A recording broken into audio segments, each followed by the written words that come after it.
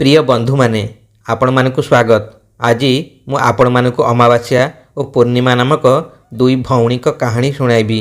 बंधु माने एक समृद्ध राज्य रे राजा धर्मपाल और रानी लीलावती राज्य शासन करुथिले। सेमानकर दुई पुओ थिले जहाँको नाम वीरेंद्र और शौर्य थिला एवं दुई झियो मध्य थिले। बड़ झियोर नाम अमावास्या और सान झियोर नाम पूर्णिमा थिला। पूर्णिमा का रूप चंद्रमा परी शांत और मनोहर थिला। से प्रतिदिन सकाळु संध्या पर्यंत मंदिर में भगवान शिव को आराधना करुथिले। गरीब मानक भोजन देउथिले, तुलसी गछरे जल अर्पण करुथिले एवं निज बापा माँ सेवा करुथिले। पूर्णिमा का स्वभाव अत्यंत धार्मिक थिला। से सबुबले पूजा पाठ करुथिले, दरिद्र मानक सेवा करुथिले एवं घरर समस्त काम मध्य निष्ठार सह करुथिले। किंतु अन्यपटे अमावास्या का स्वभाव संपूर्ण भिन्न थिला। से राजमहलर दास दासी और चाकर मानक उपरे सबुबले गाड़ी वर्षण करुथिले। पूजा पाठ को व्यर्थ बोली भाबुथिले। तांकर पूजा पाठ प्रति कौनसी रुचि नथिला। से निजे पूजा करुनथिले किंबा घरर कौनसी काम मध्य करुनथिले। एभली दुई भौणिकर गुण पूरा विपरीत थिला। दुई भौणिक मध्य प्रायतः झगड़ा होउथिला, तथापि से माने परस्पर को बहुत भल पाउथिले कारण पूर्णिमा का स्वभाव अत्यंत भल थिला। किंतु राजा और रानीकर व्यवहार पूर्णिमा प्रति भल नथिला। से माने सबुबले निजर अन्य संतान मानक अधिक स्नेह करुथिले। धीरे धीरे समय बीतीगला एवं राजा रानी को समस्त संतान बड़ होईगले। दिने राजा निजर दुई पुओंकर विवाह कराइदेले।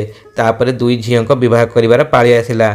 समस्ते राजा को कहिले वर्तमाने दुई राजकुमारी विवाह मध्य कराई दियंतु। तेबे राजा कहिले हाँ, सेमानक विवाह तो करबाकू ही पड़िबो। सेतेबेले रानी राजा को कहिले महाराज, पूर्णिमा का विवाह कौन साधारण एवं गरीब परिवार रे करि दियंतु। आ ध्यान रखिबे ता विवाह कौन बड़ घरे करिवे नाही, कारण से भजन कीर्तन पूजा पाठ एवं धार्मिक कथा शुणा को बहुत पसंद करे। बड़ घर को गले सी एसबू करिपारिबो नाही, तेणु तांको विवाह कौन गरीब घरे करि दियंतु। राजा कहिले ठीक अछि। तापरे रानी कहिले महाराज, अमावास्यार विवाह कौन धनी राजकुमार सह करंतु। सी तो जड़े प्रकृत राजकुमारी परी, तेणु ताको सबु सुख सुविधा मिलवा उचित एवं दुई भौणिक विवाह एका सांगे करि दियंतु। तापरे राजा पड़ोसी राज्यर जड़े धनी राजकुमार सह अमावास्या विवाह कराइदेले। आ सेही अंचलर जड़े गरीब चाषी पुओ सह पूर्णिमा विवाह कराइदेले। जेतेबेले राजा रानी को यही कथा कहिले से बहुत खुशी हेले। राजा और रानी निज दुई झीओं मध्य कौन चिंता न करी स्पष्ट पक्षपात करथिले। रानी को इच्छा अनुसार अमावास्या विवाह जड़े धनी राजकुमार सह हैला। तांको सोना रूपार अलंकार, दास दासी एवं समस्त प्रकार सुख सुविधा दियागला। किंतु पूर्णिमा को जड़े गरीब चाषी घर को पठाई दियागला। तांको केवल गोटे पुराना शाढ़ी एवं गोटे तुलसी गछ दियागला। रानी मने मने भाबुथिले ठीक अच्छी, एबे देखिबा पूर्णिमा किपरि से घरे रहुची, से किपरि भगवान को पूजा पाठ करुची एवं देखिबा भगवान तांको किपरि एवं केते साहाय्य करुचंती। जीवन मध्य निज गति रे आगु बढ़िबाकू लागिला। अमावास्या और पूर्णिमा निज निज ससुर घर को चलीगले। अमावास्या जड़े महाराणी परी समस्त सुख सुविधा ऐश्वर्य मध्य निज जीवन अतिबाहित करुथिले। सेहीपरि पूर्णिमा मध्य निजर परिश्रम एवं भगवान को ऊपर अतुट विश्वास रखी खुशी रे जीवन बिताउथिले। अमावास्या स्वामी जड़े राजकुमार थिले। से अत्यंत गंभीर स्वभाव थिले, किंतु पूर्णिमा स्वामी बहुत भद्र नम्र एवं सुशील स्वभाव थिले। एहीपरि भाव किछि दिन बीतीगला। दिने अमावास्या घरे शिव चालीसा पाठर आयोजन होइतिला। पूर्णिमा स्वामी तांकु सेठाकु जीवाकू कहिले। पूर्णिमा कहिले ना, मु जीवी नाही, कारण मो भौणी मते डाकी नाहांती। स्वामी कहिले डाकी नथिले कौन हैला, सेठारे पूजा पाठ हेउची, तुमे आम सह चल। से तुमर भौणी, हुए तो सी भावी जे भौणी तो निश्चय आसब, अलगा करी निमंत्रण देवार आवश्यकता नहीं। स्वामी कथा मानी पूर्णिमा सेठाकू चलीगले। अमावास्या पूर्णिमा को देखा मात्रे कहले मु तते डाकी नथिली, तेबे तू मो घर कहीं आसीचु? जा गोटे कोण चुपचाप बसी रह, एपट सेपट बुलबू नहीं। आज तू मोर सम्मान को माटी मिसई देचु। पूर्णिमा चुपचाप गोटे कोण बसीगले। निजर दरिद्रता को मने पकाई से मने मने भगवान को प्रार्थना करने को लगिले। हे प्रभु, मो ऊपर कृपा करंतु, କିଛି ସମୟ ପରେ ଶିବ ଚାଳିଶା ପାଠ ସମାପ୍ତ ହେଲା। ଅମାବାସ୍ୟା ସମସ୍ତଙ୍କୁ ପ୍ରସାଦ ବାଣ୍ଟିଲେ, କିନ୍ତୁ ପୂର୍ଣ୍ଣିମାକୁ ପ୍ରସାଦ ଦେଲେ ନାହିଁ। ନିରାଶ ମନରେ ପୂର୍ଣ୍ଣିମା ପ୍ରସାଦ ନ ପାଇ ସେଠାରୁ ଫେରି ଆସିଲେ। ରାସ୍ତାରେ ଚାଲୁ ଚାଲୁ ସେ ଭାବିବାକୁ ଲାଗିଲେ, ଘରକୁ ଗଲେ ପିଲାମାନେ ପ୍ରସାଦ ମାଗିବେ, ମୁଁ ସେମାନଙ୍କୁ କ'ଣ ଦେବି? ସେତେବେଳେ ତାଙ୍କ ମନକୁ ଗୋଟେ କଥା ଆସିଲା, ଚାଲ ନିଜ ଭାଇ ଭାଉଜଙ୍କୁ ଦେଖି ଆସିବା। ସିଏ ନିଜ ଭାଇଙ୍କ ଘର ଆଡ଼କୁ ଚାଲିଲେ। ରାସ୍ତାର ଗୋଟେ ବଡ଼ ଗଛ ତଳେ ଜଣେ ବୃଦ୍ଧା ବସିଥିବାର ଦେଖିଲେ। ବୃଦ୍ଧା ଜଣକ କହିଲେ, ଝିଅ ତୁମେ କେଉଁଠାକୁ ଯାଉଛ? ମୋର ଟିକେ ସେବା କରିପାରିବ କି? ପୂର୍ଣ୍ଣିମା କହିଲେ, ନିଶ୍ଚୟ ମା, କୁହନ୍ତୁ କ'ଣ କରିବି? ବୃଦ୍ଧା କହିଲେ ଏହି ତୁଳସୀ ଗଛରେ ଟିକେ ପାଣି ଢାଳି ଦିଅ, ଏହାର ଚାରିପାଖ ସଫା କରିଦିଅ, ତାହେଲେ ମୋତେ ବହୁତ ଶାନ୍ତି ମିଳିବ। ପୂର୍ଣ୍ଣିମା ସଙ୍ଗେ ସଙ୍ଗେ ତୁଳସୀ ଗଛରେ ପାଣି ଦେଲେ, ଚାରିପାଖ ସଫା କରିଦେଲେ ଏବଂ ବୃଦ୍ଧାଙ୍କୁ ମଧ୍ୟ ସ୍ନାନ କରାଇ ସେବା କଲେ। ବୃଦ୍ଧା ଖୁସି ହୋଇ କହିଲେ, ଝିଅ ତୁମେ ମୋର ବହୁତ ଭଲ ସେବା କରିଛ, ଭଗବାନ ତୁମର ମଙ୍ଗଳ କରିବେ। ଆଉ କହିଲେ, ଯେତେବେଳେ ତୁମେ ନିଜ ଭାଇଙ୍କ ଘରୁ ଫେରିବ ସେତେବେଳେ ନିଶ୍ଚୟ ମୋ ପାଖକୁ ଆସିବ। ପୂର୍ଣ୍ଣିମା କହିଲେ, ଠିକ୍ ଅଛି ମା, ମୁଁ ନିଶ୍ଚୟ ଆସିବି। ଏହାପରେ ସେ ଆଗକୁ ବଢ଼ିଲେ। କିଛି ଦୂର ଯିବା ପରେ ସେ ଆଉ ଗୋଟେ ଗଛ ତଳେ ଥିବା ଚଉତରା ଉପରେ ଜଣେ ବୃଦ୍ଧାଙ୍କୁ ବସିଥିବାର ଦେଖିଲେ। ବାସ୍ତବରେ ସେ ସ୍ୱୟଂ ଭଗବାନ ଥିଲେ, କିନ୍ତୁ ପୂର୍ଣ୍ଣିମା ତାଙ୍କୁ ଚିହ୍ନି ପାରିଲେ ନାହିଁ। ବୃଦ୍ଧା କହିଲେ, ଝିଅ ତୁମେ ଦୟାକରି ମୋର ଟିକେ ସେବା କର। ପୂର୍ଣ୍ଣିମା ନିଜର ପରିଚୟ ଦେବା ପରେ ବୃଦ୍ଧା କହିଲେ, ଝିଅ ତୁମେ ଏହି ମନ୍ଦିରକୁ ସଫା କରିଦେବ। ମନ୍ଦିରଟି ବହୁତ ଅପରିଷ୍କାର ହୋଇଯାଇଛି, ତୁମେ କ'ଣ ଏହାକୁ ସଫା କରିପାରିବ? ପୂର୍ଣ୍ଣିମା ସଙ୍ଗେ ସଙ୍ଗେ ରାଜି ହୋଇଗଲେ। ସେ ପାଣି ଆଣି ସମଗ୍ର ମନ୍ଦିରକୁ ଭଲ ଭାବେ ସଫା କଲେ। ତାପରେ ଭଗବାନଙ୍କ ପୂଜା ଅର୍ଚ୍ଚନା କରି ପ୍ରଣାମ କରି ସେଠାରୁ ଆଗକୁ ବଢ଼ିଲେ। କିଛି ଦୂର ଯିବା ପରେ ସେ ମା କାଳୀଙ୍କ ଏକ ମନ୍ଦିର ଦେଖିଲେ। ସେଠାରେ ମା କାଳୀ ଜଣେ ବୃଦ୍ଧାଙ୍କ ରୂପ ଧାରଣ କରି ବସିଥିଲେ। ସିଏ କହିଲେ, ଝିଅ ତୁମେ କ'ଣ ମୋତେ ଟିକେ ସାହାଯ୍ୟ କରିପାରିବ? ପୂର୍ଣ୍ଣିମା ନିଜର ପରିଚୟ ଦେବା ପରେ ବୃଦ୍ଧା କହିଲେ, ଝିଅ ସମସ୍ତେ ଏଠାକୁ ପୂଜା କରିବାକୁ ଆସନ୍ତି, କିନ୍ତୁ କେହି ମନ୍ଦିର ସଫା କରନ୍ତି ନାହିଁ। ଦେଖ ମନ୍ଦିରଟି କେତେ ଅପରିଷ୍କାର ହୋଇଯାଇଛି, ଟିକେ ସଫା କର। ପୂର୍ଣ୍ଣିମା ଭକ୍ତିର ସହ ମନ୍ଦିରକୁ ସଫା କଲେ। ମା କାଳୀଙ୍କ ପୂଜା କରି ପ୍ରଣାମ କଲେ। ଏହାପରେ ବୃଦ୍ଧା ତାଙ୍କୁ ହସି ହସି ଆଶୀର୍ବାଦ ଦେଲେ। ବାସ୍ତବରେ ସେ ସ୍ୱୟଂ ମା କାଳୀ ଥିଲେ। ଆଶୀର୍ବାଦ ନେଇ ପୂର୍ଣ୍ଣିମା ସେଠାରୁ ଆଗକୁ ଚାଲିଗଲେ। ଆଉ କିଛି ଦୂର ଯିବା ପରେ ସେ ଗୋଟେ ନଦୀ କୂଳରେ ପହଞ୍ଚିଲେ। ସେଠାରେ ମଧ୍ୟ ଜଣେ ବୃଦ୍ଧା ବସିଥିଲେ, କିନ୍ତୁ ସିଏ ଆଉ କେହି ନୁହେଁ, ସ୍ୱୟଂ ଗଙ୍ଗା ମା ଥିଲେ। ସିଏ ପଚାରିଲେ, ଝିଅ ତୁମେ କିଏ? ମୋତେ ଟିକେ ସାହାଯ୍ୟ କରିପାରିବ? ପୂର୍ଣ୍ଣିମା ନିଜର ପରିଚୟ ଦେଲେ। ତାପରେ ଗଙ୍ଗା ମାତା କହିଲେ, ଝିଅ ଯଦି ତୁମେ ମୋର ସେବା କରିବ ତେବେ ମୁଁ ତୁମକୁ ଆଶୀର୍ବାଦ ଦେବି। ପୂର୍ଣ୍ଣିମା ନିଷ୍ଠାର ସହ ଗଙ୍ଗା ମାତାଙ୍କ ସେବା କଲେ। ତାଙ୍କ ଆଶୀର୍ବାଦ ନେଇ ପୁଣି ଆଗକୁ ବଢ଼ିଗଲେ। ଶେଷରେ ସେ ନିଜ ବାପ ଘରେ ପହଞ୍ଚିଲେ। ତାଙ୍କୁ ଦେଖି ଭାଉଜ ବହୁତ ଖୁସି ହୋଇଗଲେ। ସେ ସ୍ନେହର ସହ ପୂର୍ଣ୍ଣିମାକୁ ସ୍ୱାଗତ କରି କହିଲେ, ଆରେ ତୁମେ ତ ବହୁତ ଦିନ ପରେ ଆସିଛ। ପୂର୍ଣ୍ଣିମା କହିଲେ, ହଁ ଭାଉଜ, ସମସ୍ତଙ୍କୁ ଦେଖିବାର ଇଚ୍ଛା ହେଲା, ସେଥିପାଇଁ ଚାଲି ଆସିଲି। ତାପରେ ସେ ଭାଉଜଙ୍କ ସହ ମିଶି ବାପଘରର ସବୁ କାମରେ ସାହାଯ୍ୟ କଲେ। ସମସ୍ତେ ଏକାଠି ବସି ଆନନ୍ଦରେ ଭୋଜନ କଲେ। ରାତି ହେବା ପରେ ସମସ୍ତେ ନିଜ ନିଜ ସ୍ଥାନରେ ଶୋଇବାକୁ ଚାଲିଗଲେ। ସେତେବେଳେ ଭାଉଜ ପୂର୍ଣ୍ଣିମାଙ୍କୁ ଗୋଟେ ଲାଲ ଶାଢ଼ୀ ଦେଇ କହିଲେ, ଏହାକୁ ପିନ୍ଧ, ଆଉ ବାରମ୍ବାର ଆସୁଥିବ, ତୁମେ ବହୁତ ଦିନ ପରେ ଆସିଛ। ପୂର୍ଣ୍ଣିମା ଖୁସିରେ ସେହି ଲାଲ ଶାଢ଼ୀଟିକୁ ପିନ୍ଧିଲେ। ସାଧାରଣ ଭାବରେ ଟିକେ ସଜେଇ ସାଜେଇ ହୋଇଯାଇଥିଲେ। ତାଙ୍କ ଭାଉଜ ସ୍ନେହର ସହ ପୂର୍ଣ୍ଣିମାକୁ ବିଦାୟ ଦେଲେ। ସେ ଗୋଟେ ଥଳିରେ କିଛି ସାମଗ୍ରୀ ଭରି ପୂର୍ଣ୍ଣିମାଙ୍କ ହାତରେ ଦେଇ କହିଲେ, ଏହାକୁ ସାଙ୍ଗରେ ନେଇଯା। ପୂର୍ଣ୍ଣିମା ସମସ୍ତଙ୍କଠାରୁ ବିଦାୟ ନେଇ ନିଜ ଶ୍ୱଶୁର ଘରକୁ ଫେରିବାକୁ ବାହାରିଲେ। ରାସ୍ତାରେ ପ୍ରଥମେ ସେହି ସ୍ଥାନକୁ ପହଞ୍ଚିଲେ ଯେଉଁଠାରେ ଗଙ୍ଗାମାତା ବୃଦ୍ଧାଙ୍କ ରୂପରେ ବସିଥିଲେ। ଗଙ୍ଗାମାତା କହିଲେ, ଝିଅ ତୁମେ ବାପ ଘରୁ ଫେରି ଆସିଲ, କ'ଣ କ'ଣ ନେଇ ଆସିଛ? ପୂର୍ଣ୍ଣିମା ନିଜ ଥଳି ଦେଖି କହିଲେ, ମା ମୋ ଭାଉଜ ମୋତେ କିଛି ସାମଗ୍ରୀ ଦେଇଛନ୍ତି।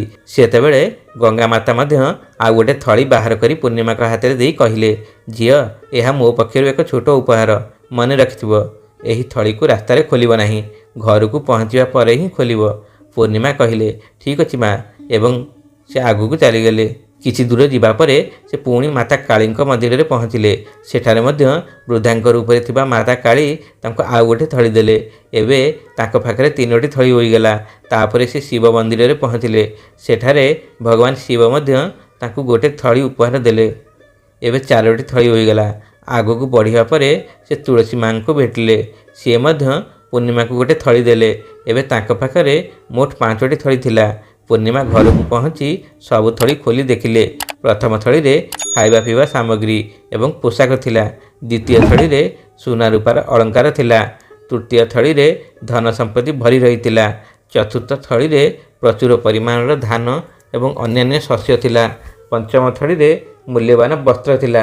ଏହାପରେ ପୂର୍ଣ୍ଣିମାଙ୍କ ଘରେ କୌଣସି ଜିନିଷର ଅଭାବ ରହିଲା ନାହିଁ। ସେ ନିଜ ପରିବାର ସହ ଖୁସିରେ ଜୀବନ ବିତେଇବାକୁ ଲାଗିଲେ। କିଛି ଦିନ ପରେ ପୂର୍ଣ୍ଣିମା ଭାବିଲେ, ମୁଁ ମଧ୍ୟ ଶିବ ଚାଳିଶା ପାଠର ଆୟୋଜନ କରିବି। ସେ ଭକ୍ତିର ସହ ଶିବ ଚାଳିଶାର ଆୟୋଜନ କଲେ ଏବଂ ସମସ୍ତଙ୍କୁ ନିମନ୍ତ୍ରଣ କଲେ। ସେ ନିଜ ଭଉଣୀ ଅମାବାସ୍ୟାଙ୍କ ଘରକୁ ମଧ୍ୟ ନିମନ୍ତ୍ରଣ ଦେବାକୁ ଗଲେ। ଯେତେବେଳେ ଅମାବାସ୍ୟା ପୂର୍ଣ୍ଣିମାଙ୍କ ଘରକୁ ଆସିଲେ, ଘରର ଅପାର ଧନ ସମ୍ପତ୍ତି ଦେଖି ସେ ଆଶ୍ଚର୍ଯ୍ୟ ହୋଇଗଲେ। ସେ ପଚାରିଲେ, ଆରେ ଭଉଣୀ, ହଠାତ୍ ତୋ ଘରେ ଏତେ ଧନ ସମ୍ପତ୍ତି କେଉଁଠୁ ଆସିଲା? ପୂର୍ଣ୍ଣିମା ଶାନ୍ତ ସ୍ୱରରେ ହସି କହିଲେ, ଭଉଣୀ, ଯେଉଁଦିନ ତୁ ଶିବ ଚାଳିଶାର ଆୟୋଜନ କରିଥିଲୁ ସେଦିନ ତୁ ମୋତେ ଡାକିନଥିଲୁ। ତଥାପି ମୁଁ ତୋ ଘରକୁ ଯାଇଥିଲି, କିନ୍ତୁ ତୁ ମୋତେ ପ୍ରସାଦ ମଧ୍ୟ ଦେଇନଥିଲୁ। ତାପରେ ମୁଁ ବାପ ଘରକୁ ଯାଇଥିଲି ଏବଂ ଫେରିବା ବେଳେ ଭଗବାନଙ୍କ କୃପାରୁ ଏସବୁ ପାଇଛି। ଅମାବାସ୍ୟା କହିଲେ, ଆଚ୍ଛା, ତାହେଲେ ଏହି କଥା। ମୁଁ ମଧ୍ୟ ବାପ ଘରକୁ ଯିବି। ମୁଁ ଯାହା ତୋ ପ୍ରତି ବ୍ୟବହାର କରିଥିଲି, ଭାବୁଛି ତୁ ମଧ୍ୟ ମୋତେ ଗାଳି ଦେବୁ ଆଉ ପ୍ରସାଦ ମଧ୍ୟ ଦେବୁ ନାହିଁ। ପୂର୍ଣ୍ଣିମା କହିଲେ, ଆରେ ଭଉଣୀ, ଏହା ତ ଭଗବାନଙ୍କ ପ୍ରସାଦ। ମୁଁ ତ ସମସ୍ତଙ୍କୁ ଦେବି। କିନ୍ତୁ ଅମାବାସ୍ୟା ପ୍ରସାଦ ନ ନେଇ ନିଜ ଘରକୁ ଫେରିଗଲେ। ପିଲାମାନଙ୍କୁ କିଛି କହି ବାପ ଘରକୁ ଯିବା ପାଇଁ ବାହାରି ପଡ଼ିଲେ। ଅମାବାସ୍ୟା ବାପ ଘରକୁ ଯିବା ପାଇଁ ବାହାରିଲେ। ରାସ୍ତାରେ ପ୍ରଥମେ ତାଙ୍କୁ ତୁଳସୀ ମା ଭେଟିଲେ। ସେ କହିଲେ, ଝିଅ, ଦୟାକରି ଏଇ ଚଉତରାକୁ ସଫା କରିଦେବୁ ତ, ଆଉ ତୁଳସୀ ଗଛରେ ଟିକେ ପାଣି ଢାଳି ଦେ, ମୋତେ ଟିକେ ସାହାଯ୍ୟ କର। କିନ୍ତୁ ଅମାବାସ୍ୟା ରାଗିଯାଇ କହିଲେ, ମୁଁ ଏତେ ଦାମୀ ଶାଢ଼ୀ ପିନ୍ଧିଛି, ଏହା ଅପରିଷ୍କାର ହୋଇଯିବ, ମୁଁ କିଛି କରିବି ନାହିଁ। ଏହାପରେ ସେ ଆଗକୁ ଯାଇ ଭଗବାନ ଶିବଙ୍କୁ ଭେଟିଲେ। ସେଠାରେ ମଧ୍ୟ ସେ ସେହିଭଳି ଅଭଦ୍ର ବ୍ୟବହାର କଲେ। ପରେ ମାତା କାଳୀ ଏବଂ ଗଙ୍ଗା ମାତାଙ୍କ ସହ ମଧ୍ୟ ସେ ସମାନ ବ୍ୟବହାର କଲେ। ତାଙ୍କର ଏପରି ଅହଙ୍କାରୀ ଏବଂ ଅଭଦ୍ର ବ୍ୟବହାର ଦେଖି ସମସ୍ତ ଦେବାଦେବୀ କ୍ରୋଧିତ ହୋଇଗଲେ। ଶେଷରେ ଅମାବାସ୍ୟା ବାପ ଘରେ ପହଞ୍ଚିଲେ। ତାଙ୍କୁ ଦେଖି ଭାଉଜମାନେ କହିଲେ, ଆରେ ମହାରାଣୀ, ତୁମେ ଏଠାକୁ କେମିତି ଆସିଲ? ତୁମକୁ ତ କୌଣସି କାମ ଆସେ ନାହିଁ, କେବଳ ମାଗଣାରେ ଖାଇବା ପାଇଁ ଚାଲି ଆସିଛ। କେହି ଡାକିନଥିଲେ, ତଥାପି ଚାଲି ଆସିଛ। ତୁମକୁ ଟିକିଏ ବି ଲଜ୍ଜା ନାହିଁ? ସେହି ରାତିରେ ଅମାବାସ୍ୟା ଭୋଜନ କରି ଶୋଇପଡ଼ିଥିଲେ। ସକାଳ ହେବା ପରେ ସେ କହିଲେ, ଭାଉଜ, ମୁଁ ଏବେ ଘରକୁ ଫେରୁଛି। ଭାଉଜ କହିଲେ, ଠିକ୍ ଅଛି ମହାରାଣୀ, ଯା। ତେବେ ଅମାବାସ୍ୟା କହିଲେ, ପୂର୍ଣ୍ଣିମାକୁ ତ ଆପଣ ଗୋଟେ ଥଳି ଦେଇଥିଲେ, ମୋତେ କିଛି ଦେଲେ ନାହିଁ ଯେ? ଭାଉଜ କହିଲେ, ତୋ ପାଇଁ ମଧ୍ୟ ଥାଳି ପହଞ୍ଚିଯିବ। ଏହାପରେ ଅମାବାସ୍ୟା ଫେରି ଚାଲିଲେ। ରାସ୍ତାରେ ଗଙ୍ଗା ମାତା, ମାତା କାଳୀ, ଭଗବାନ ଶିବ ଏବଂ ତୁଳସୀ ମାତା ମଧ୍ୟ ତାଙ୍କୁ ଗୋଟିଏ ଲେଖାଏଁ ଥଳି ଦେଲେ। କିନ୍ତୁ ସେ ଘରକୁ ଫେରି ଥଳିଗୁଡ଼ିକ ଖୋଲିବା ପରେ ଦେଖିଲେ, ଗୋଟିଏରେ ମାଟି, ଅନ୍ୟଟିରେ ପଥର ଆଉ ତୃତୀୟଟିରେ ସାପ ଏବଂ ବିଛା ଭରି ରହିଛି। ଏହା ଦେଖି ଅମାବାସ୍ୟା ମୁଣ୍ଡରେ ହାତ ଦେଇ କହିଲେ, ହେ ଭଗବାନ, ମୋତେ ବାପ ଘରୁ ମଧ୍ୟ କିଛି ମିଳିଲା ନାହିଁ, ଆଉ ଏଠାରେ ମଧ୍ୟ କିଛି ମିଳିଲା ନାହିଁ। ତାପରେ ସେ ଦୌଡ଼ି ଦୌଡ଼ି ପୂର୍ଣ୍ଣିମାଙ୍କ ପାଖକୁ ଯାଇ କହିଲେ, ତତେ ଏତେ ସବୁ ଜିନିଷ ମିଳିଲା, କିନ୍ତୁ ମୋତେ କିଛି ବି ମିଳିଲା ନାହିଁ। ସେତେବେଳେ ପୂର୍ଣ୍ଣିମା ଶାନ୍ତ ସ୍ୱରରେ କହିଲେ, ମୁଁ ବାପ ଘରକୁ ଯାଇ ସମସ୍ତଙ୍କ ସେବା କରିଥିଲି, ଭାଉଜମାନଙ୍କ କାମରେ ସାହାଯ୍ୟ କରିଥିଲି, କିନ୍ତୁ ତୁ କେବେ କାହାର ସାହାଯ୍ୟ କରିନାହୁଁ। ତୁ ଗଙ୍ଗା ମାତା, ଭଗବାନ ଶିବ, ମା କାଳୀ ଏବଂ ତୁଳସୀ ମାତାଙ୍କୁ ଅପମାନ କରିଥିଲୁ। ସେଥିପାଇଁ ଭଗବାନ ତୁମକୁ କିଛି ଦେଇନାହାନ୍ତି। ଅମାବାସ୍ୟା କାନ୍ଦି କାନ୍ଦି କହିଲେ, ଭଉଣୀ, ମୋତେ କ୍ଷମା କରିଦେ। ମୁଁ ସବୁବେଳେ ତୋ ଉପରେ ଅତ୍ୟାଚାର କରିଛି। ଏବେଠାରୁ ମୁଁ ମଧ୍ୟ ଭକ୍ତିର ସହ ପୂଜାପାଠ କରିବି। ପୂର୍ଣ୍ଣିମା କହିଲେ, ଭଉଣୀ, ସବୁବେଳେ ତିନୋଟି କଥା ମନେ ରଖ। ପ୍ରଥମ, ସର୍ବଦା ଅନ୍ୟମାନଙ୍କ ପ୍ରତି ଦୟା ଏବଂ ସେବାର ଭାବନା ରଖ। ଦ୍ୱିତୀୟ, ପ୍ରତିଦିନ ନିଷ୍ଠାର ସହ ଶିବ ଚାଳିଶା ପାଠ କର। ତୃତୀୟ, ପ୍ରତିଦିନ 108 ଥର ଓଁ ନମଃ ଶିବାୟ ମନ୍ତ୍ର ଜପ କର। ଏହାଦ୍ୱାରା ତୋର ସମସ୍ତ ଦୁଃଖ ଦୂର ହୋଇଯିବ। ଘରକୁ ଆସୁଥିବା ପ୍ରତ୍ୟେକ ଲୋକଙ୍କ ସେବା କର। ଭଗବାନ ଦେଇଥିବା ଏହି ତିନୋଟି ଉପଦେଶକୁ ପ୍ରସାଦ ଭଳି ଗ୍ରହଣ କରି ନିଜ ହୃଦୟରେ ସ୍ଥାନ ଦେ। ମୁଁ ସତ୍ୟ ଏବଂ ପବିତ୍ର ମନରେ ଭଗବାନଙ୍କ ପୂଜା କରିଛି, ସମସ୍ତଙ୍କ ସାହାଯ୍ୟ କରିଛି, ସେଥିପାଇଁ ମୋତେ ଏସବୁ ପ୍ରାପ୍ତ ହୋଇଛି। ତୋ ପାଖରେ ଯାହା କିଛି ଥିଲା, ତୋର ଅହଙ୍କାର ପାଇଁ ସେସବୁ ନଷ୍ଟ ହୋଇଗଲା। ଏହାପରେ ଅମାବାସ୍ୟା ନିଜ ଘରକୁ ଫେରି ନିଷ୍ଠାର ସହ ପୂଜାପାଠ କରିବାକୁ ଲାଗିଲେ। ସେ ଭଗବାନ ଶିବଙ୍କ ନିକଟରେ ନିଜ ଭୁଲ ପାଇଁ କ୍ଷମା ପ୍ରାର୍ଥନା କଲେ। ଧୀରେ ଧୀରେ ତାଙ୍କ ଜୀବନର ପରିସ୍ଥିତି ମଧ୍ୟ ବଦଳିବାକୁ ଲାଗିଲା। ତେଣୁ ବନ୍ଧୁମାନେ, କମେଣ୍ଟ ବକ୍ସରେ ଲେଖିବାକୁ ଭୁଲିବେ ନାହିଁ। ହର ହର ମହାଦେବ। বন্ধুগণ, আশা করছু ଆପଣମାନଙ୍କୁ এই কাহিনীটি নিশ্চয় পছন্দ আসিଥିବ। কাহিনীটি পছন্দ আসিଥିଲେ ଆମର এই ଚ୍ୟାନେଲକୁ ଲାଇକ୍ ଏବଂ ସେୟାର କରିଦିଅନ୍ତୁ। ହଁ, ଯଦି ଆମର এই ଚ୍ୟାନେଲକୁ ନୂଆ କରି ଆସିଛନ୍ତି, ଚ୍ୟାନେଲଟିକୁ ସବସ୍କ୍ରାଇବ୍ କରିବା ସଙ୍ଗେ ସଙ୍ଗେ ବେଲ୍ ଆଇକନକୁ ଦବେଇ ଅଲ୍ ବଟନଟିକୁ ଚିପି ଦିଅନ୍ତୁ। ଯେତେବେଳେ ବି ଏଇଭଳି ଭିଡ଼ିଓ ଆମ ଚ୍ୟାନେଲରେ ଆସିବ, ସର୍ବପ୍ରଥମେ ଆପଣମାନଙ୍କ ପାଖକୁ ନୋଟିଫିକେସନ ଯିବ। ପୁଣି ଦେଖା ହେବ ଆଗାମୀ ଭିଡ଼ିଓରେ ଆଉ ଏକ ନୂଆ କାହାଣୀକୁ ନେଇ। ସେତେବେଳେ ପର୍ଯ୍ୟନ୍ତ ରହୁଛୁ। ଜୟ ଜଗନ୍ନାଥ।